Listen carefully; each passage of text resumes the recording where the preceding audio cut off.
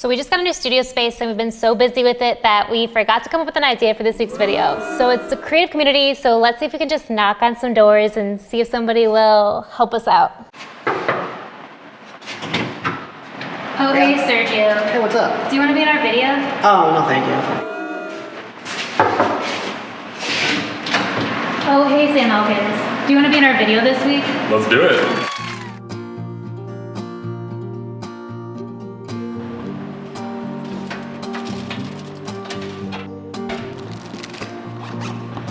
The reason I like shooting film is it's a much more in-the-moment process that makes you slow down and put thought into each shot, as opposed to taking hundreds of photos on a digital camera trying to get that perfect shot. Today we're shooting with 3 different film cameras. I have my Pentax 6.7, Mamiya 7.2, and Contax T2. Does anyone have a camera here? The Pentax and Mamiya shoot both medium format 6x7 film, which means that the sensor is bigger than your typical full frame camera, so the resolution that you get on your film scans really shows. Medium format is much more expensive and not generally for everyday use. You shoot 10 shots on a 6x7 camera as opposed to 36 on a standard 35mm roll. I tend to reserve shooting medium format for portraits or shots where the extra resolution will benefit me, such as having large prints made. Between the Pentax and the Mamiya is widely known as the best travel and landscape medium format camera. It's compact and lightweight, but the minimum focusing distance of 3 feet limits it from taking intimate, close-up portraits that the clunky, heavier Pentax is well known for.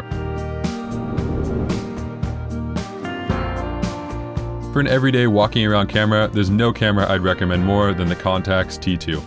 It's small, compact, and handles all of the mechanics for you, such as winding, setting the speed of the film, and shutter speed adjustments, so you can focus on the composition of the photo.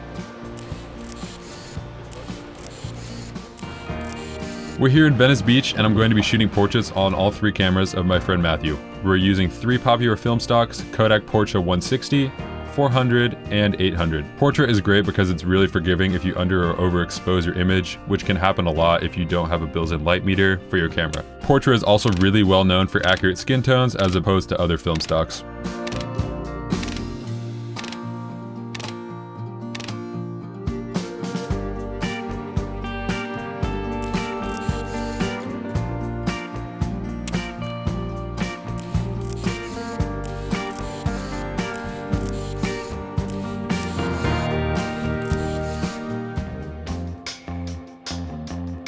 Thanks to Skillshare for sponsoring this video.